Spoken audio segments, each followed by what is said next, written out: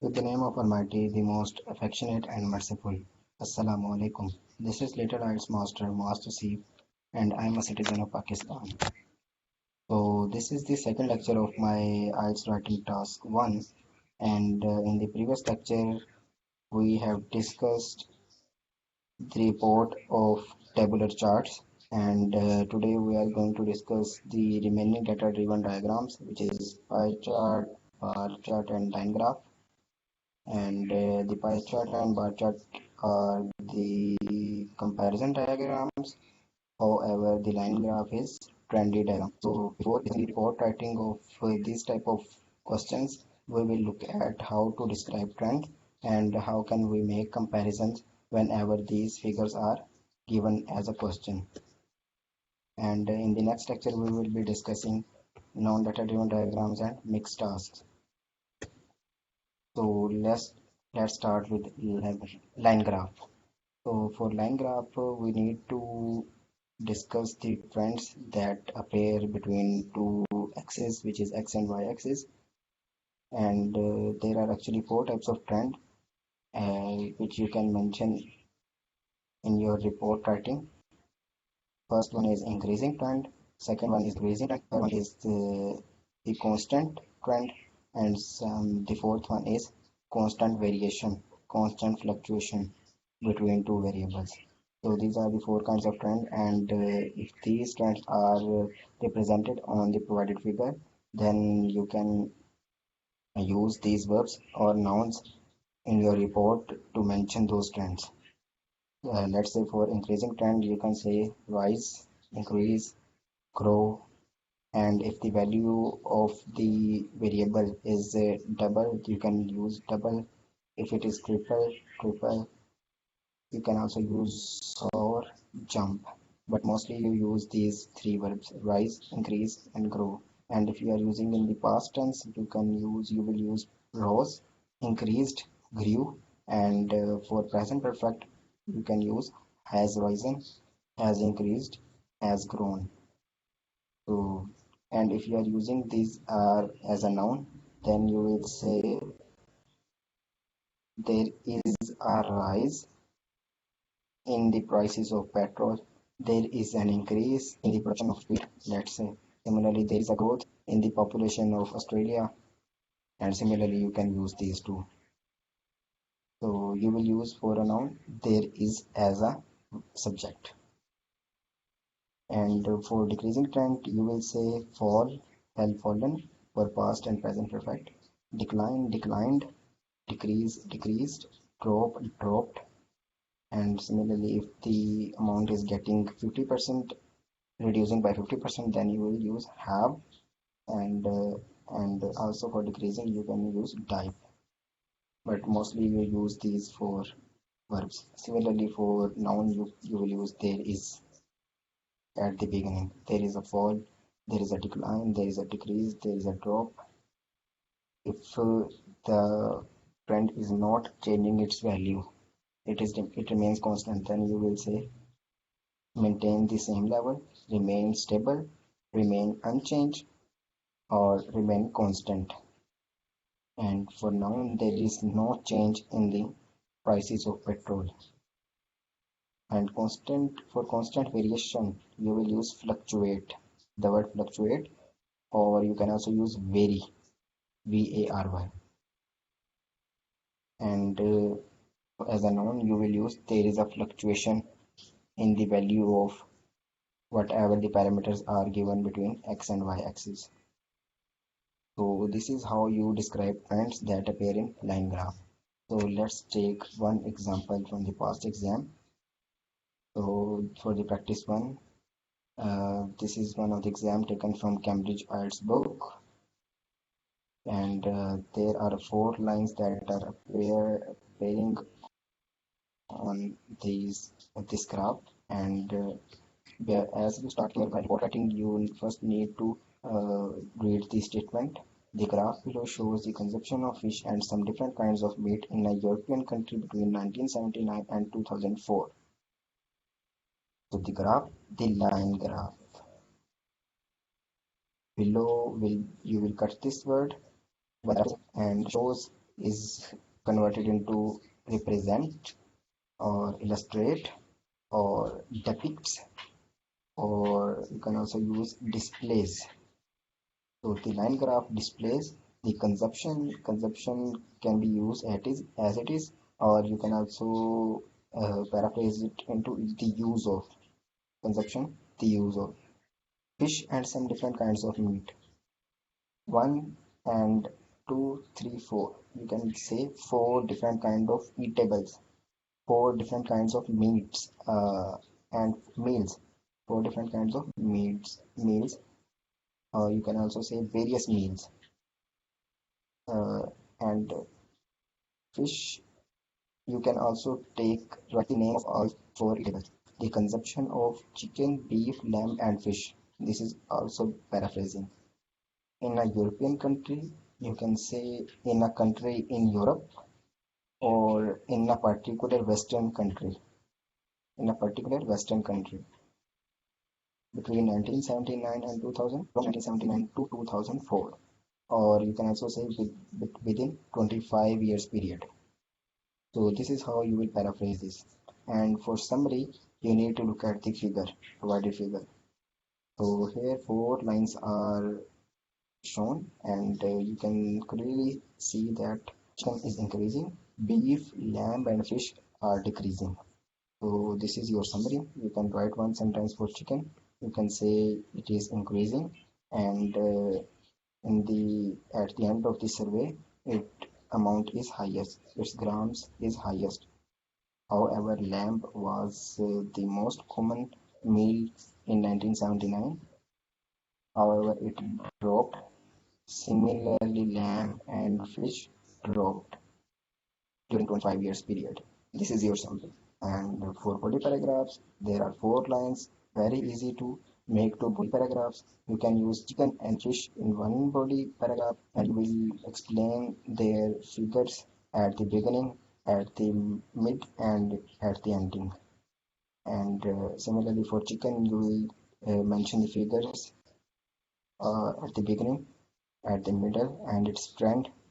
It is constantly increasing, and at the end you can mention its amount, which is 250 grams per person. And you will say beef was the most common eatable in 1979, and its amount fluctuate for 10 years, and after 1989 its consumption dropped and reached almost 100 grams in 2004. And lamb started with 150 grams per person, and it gradually dropped and reached almost 50 grams per person per week in 2004. The fish consumption of fish in the European country was the least, starting from 60 grams per person, and slightly dropped to 40 grams per person per week in 2004. So this will be your two body paragraphs. Let's see its solution. The line graph compares the amount of fish, chicken, beef, and lamb people in a European country consumed weekly per person over a period of 25 years. So this can be one of the paraphrasing. You can do it by your own. I have mentioned the different ways how can you paraphrase this statement. Overall, although beef was initially the most popular type of meat, it was overtaken by chicken towards the end of survey. In contrast, the figure for fish remained the least significant throughout the period. So beef was initially the most popular, and chicken at the end of survey was popular. You can see here in the figure, beef was the most popular. Here you can see it has the most number of consumption in 1979. However, chicken overtook this beef in 1989. Here, chicken has crossed the beef, and it increased after. And at the end of survey in 2004, chicken has the highest consumption. So, body paragraph. In the first year, the beef had a consumption of about 225 grams per person per week, after which it experienced a sudden drop. Here you can see how you can mention trend. sudden drop of 50 before increasing to about 230 in 1984. So beef reached 230 in 1984. There were small fluctuations until 1989, and which was followed by a dramatic decrease to around half as high as its original level in 2004. So it dropped almost to its half value. You can see that for beef in 1989, here are the figures for 1989. So its amount is almost 225, and at the end of survey in 2004 it dropped to the 120. So you can say that it dropped almost half, 220 to 120. So beef is mentioned in this paragraph. The figure for lamb was initially almost as high as that for chicken. However, while the former is pointing to lamb, declined gradually as it reached approximately 60 in the last year. The latter is pointing out chicken in the last sentence. The latter saw a considerable growth. This is also uh, trend. This is also you can show trend here. I have to bold it down as well. And outstrip beef consumption in 1989. Outstrip overtake. Outstrip is for overtake. Peaking at 250 in 2004, fish consumption was approximately 60 grams and experienced a slight fall of about 10 over the year. So it was 60 grams in 1970, however, it reached 50 grams at the end of the year. So this is your complete report, and you can check out the word. It would be 170, almost 170 or 180. So it is the band model solution of band 9. So then comes the bar charts and pie charts. Let's start the bar chart. Bar chart is the comparison diagram. Here you can see the birth and death bars are given and they are compared for the same year. Birth and death 1975, 1985, 95 and 2025. It is the prediction, and this is the past parameters, past figures. So the chart below gives information about the birth and death rates in Switzerland from 1975 to 2025 according to United Nations statistics. So on x-axis time period is given, and on y-axis millions people in amount millions are represented, and the country is Switzerland. Birth and death rate, so for 20 how many years, 50 years almost.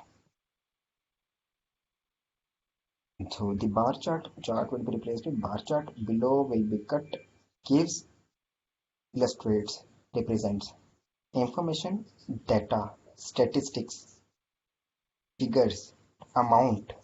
So you can use these four instead of information about birth and death rate, fatality rates. Uh, in Switzerland is you can say in a particular country, in a specific country, in one country, as paraphrasing. So from 1975 to 2025 for 50 years period, or you can say for 40 years, and its prediction for the upcoming years according to United Nations statistics, according to UN statistics. You can use this as it is. There is no need to change this. Statistics data or survey or the report. So United Nations report, United Nations data, United Nations survey. So this is your paraphrasing, and after that you will mention that 1, 2, 3, 4, 5, 6. So the birth rate was higher in all the years throughout the years. However, in 1985 the death rate was higher. Here you can see birth is higher than death, birth is higher, birth is higher, birth is higher. You can also say that the birth rate after 2000 was dramatically as compared to death rates. However, before 2000, the birth rate and death rate were comparable with each other. So this is also kind of summary, or you can say that in almost throughout the period, the birth rate was higher than the death rate. And however, in 1985, the death rate was little higher than the birth rate. So you can also summarize according to this way. Let's see its solution.